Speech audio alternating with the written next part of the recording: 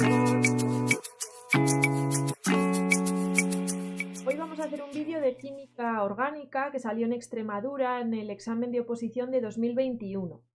Este ejercicio nos dice lo siguiente: cuando se disuelven 0,5 gramos de un alcohol desconocido al que llaman A en 250 mililitros de agua, la presión osmótica registrada es de 502 milímetros de mercurio a 25 grados centígrados. Nos dicen también que la composición centesimal de este compuesto A es de un 64,86% de carbono, 13,51% de hidrógeno y el resto pertenece a un único elemento que no nos dicen cuál es. Ahora, cuando el compuesto A tratado con permanganato de potasio neutro no se produce ninguna reacción. Pero por otra parte, si se trata con calor en medio ácido, sí que produce una reacción para dar el compuesto B. Cuando reacciona con butadieno, el compuesto B produce un compuesto C. Y nos piden que formulemos y nombremos las sustancias A, B y C. Bueno, pues como normalmente hacemos en los ejercicios de química orgánica, si nos dan datos de composición centesimal, lo primero que hacemos es calcular la fórmula molecular del compuesto que nos interesa, en este caso el compuesto A. En primer lugar, calcularemos la fórmula empírica y después ya pasaremos a la molecular. Para calcular la fórmula empírica, bueno, pues nos dan porcentajes de carbono e hidrógeno. Y en el enunciado nos decían que A es un alcohol. Por lo tanto, el otro elemento de la fórmula de A tiene que ser el oxígeno, porque si no, no podríamos tener el grupo funcional alcohol. Ahora, una vez que sabemos los porcentajes de carbono, hidrógeno y oxígeno, que es el resto, pues suponemos que tenemos 100 gramos de compuesto y tendríamos entonces 64,86 gramos de carbono, 13,51 gramos de hidrógeno y el resto, que es 21,63 gramos, serían de oxígeno. Ahora pasemos esos gramos a moles, dividiendo entre los pesos atómicos de cada uno de los elementos y nos salen estos datos. Ahora dividimos entre la cantidad más pequeña, que es 1,35, y así calculamos el número de átomos que hay en la fórmula empírica del compuesto. Entonces nos salen 4 átomos de carbono, 10 átomos de hidrógeno y un átomo de oxígeno. Así que la fórmula empírica sería esta. Pero yo no quiero saber la fórmula empírica, yo quiero saber la fórmula molecular, porque esa fórmula empírica podría estar multiplicada por algún número y entonces a lo mejor si esta n fuera 2, pues en lugar de 4 átomos de carbono tendríamos 8, tendríamos 20 de hidrógeno y 2 oxígenos. Para saber eso tenemos que hallar la fórmula molecular.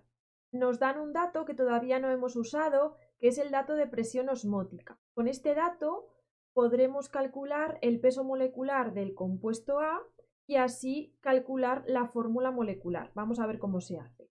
Nosotros sabemos que al disolver 0,5 gramos de A en 250 mililitros de agua, la presión osmótica de la disolución es de 502 milímetros de mercurio. Bueno, pues vamos a aplicar la expresión de la presión osmótica y vamos a sustituir los valores que ya conocemos. Nosotros sabemos que la presión osmótica, que se pone con la letra pi, es igual a los moles del soluto por R por la temperatura y partido el volumen. Bueno, pues nosotros conocemos cuánto vale la presión osmótica, que nos dicen que son 502 milímetros de mercurio, pero cuidado porque tenemos que trabajar, siempre que trabajemos con esta fórmula, vamos a utilizar unidades del sistema internacional. Por lo tanto, la presión tendría que estar en pascales.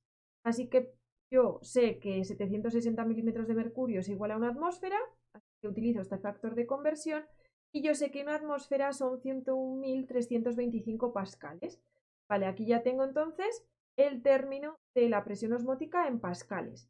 Ahora, los moles, bueno, pues yo no sé cuántos moles tengo, porque no sé el peso molecular del compuesto A, pero sí que sé que he disuelto 0,5 gramos del compuesto, del soluto.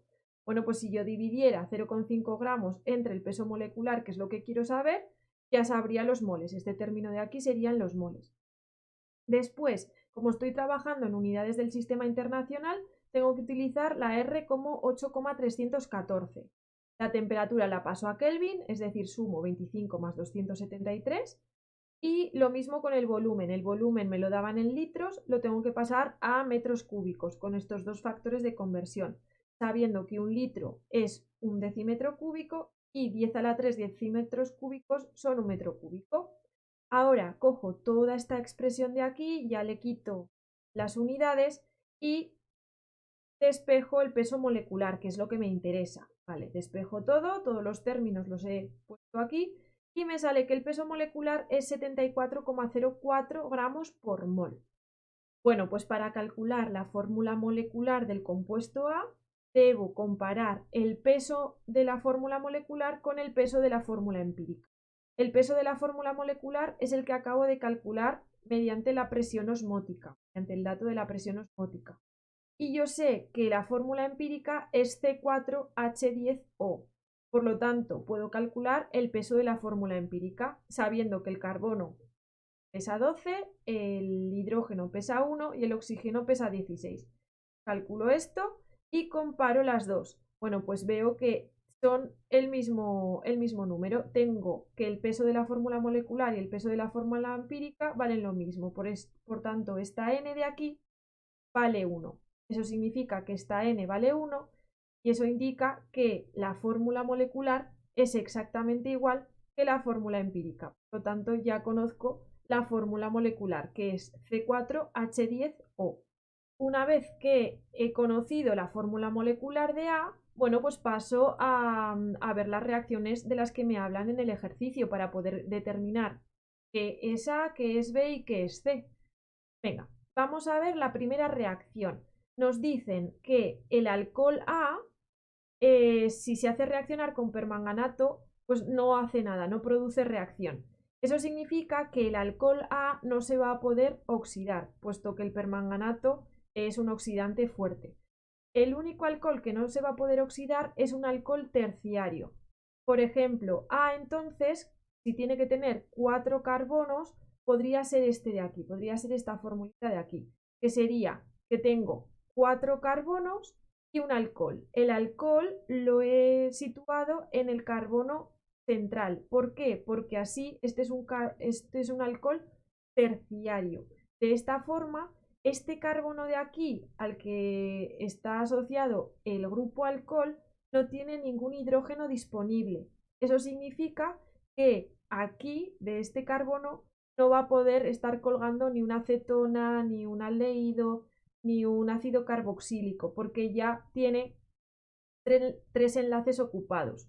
Por lo tanto, este alcohol no se puede oxidar y este es el alcohol que yo necesito, un alcohol terciario. El único alcohol terciario que puedo formular con esta fórmula molecular sería este. Por lo tanto, A tiene que ser el 2-metilpropandosol. Ese es el compuesto. Ahora continuamos con la siguiente reacción. Nos decía esa reacción que A, en medio ácido concentrado y calor, forma el compuesto B. Esto va a ser claramente una reacción de deshidratación de alcoholes, que es muy típica para los alcoholes. Aquí sí que se puede dar, da igual que sea terciario. Lo importante es que tengamos carbonos adyacentes, no justo este de aquí, sino los adyacentes al carbono del que cuelga el alcohol. Esos carbonos tienen que tener hidrógenos disponibles y aquí sí que tenemos. Por lo tanto, este alcohol va a desaparecer y va a formar un doble enlace, se va a formar un doble enlace entre el carbono del que cuelga el alcohol y un carbono adyacente a ese.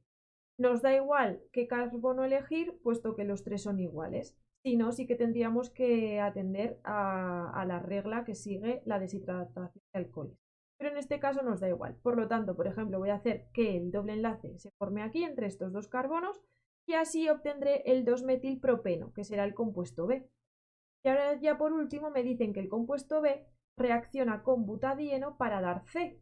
Bueno, pues esto es claramente una reacción de Diels-Alder, que es una deslocalización de los electrones, de los dobles enlaces, para dar un anillo, en este caso un anillo de 6 carbonos.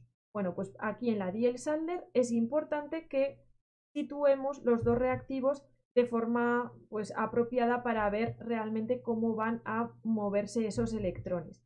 Vale, yo sitúo aquí, por ejemplo, mi doble enlace, el que venía del compuesto B, y bueno, aquí tiene colgando dos carbonos, dos metilos, pero no pasa nada, los puedo colocar ahí. Después el butadieno sería este compuesto de aquí. No lo he dibujado con los carbonos, sino que solo lo he dibujado con líneas y así se ve más fácil.